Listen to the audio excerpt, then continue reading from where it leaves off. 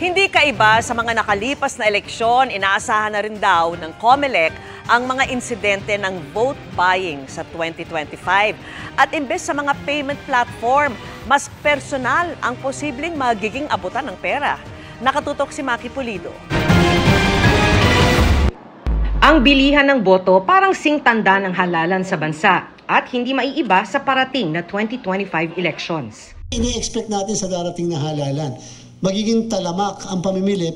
Nagagamit na ang payment platforms ngayon sa bilihan ng boto. Pero tingin ni Garcia, sa 2025 elections, mas personal ang magiging abutan ng pera. Alam na raw kasi ng vote buyers na minomonitor na ito ng mismong payment platform na agad ire-report sa COMELEC. Pag ikaw nagpadala sa 20 tao at mahigit sa isang araw, sa isang transaksyon, pipresyong ka namin na engage sa vote buying. Sa pag-aaral daw ng Okta Research, hindi nagbebenta ng boto ang karamihan sa mga Pinoy. Pero kalimitan, ang mga mahihirap na botante ang sinasamantala ng mga politiko. Maraming klase ng vote buying, pwedeng in cash or in kind.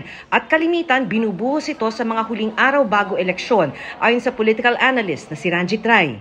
Instead of thinking long-term and think of big things like democracy, citizenship, and leadership, they look at the short term. It's a chance for us to eat.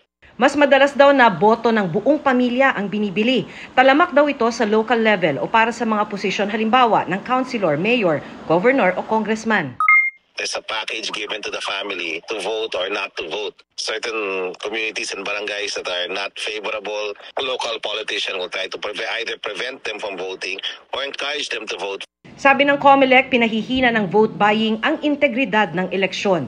Kaya nilagdaan ng Memorandum of Agreement sa pagitan ng COMELEC at NBI para mabantayan di lang ang vote buying, kundi iba pang paglabag sa election rules. Hindi ko sasabihin sa inyo ang gagawin naming action dahil malalaman na nila. Pero meron na po kaming plano. Para sa GMA Integrated News, Maki Pulido, nakatutok, 24 oras.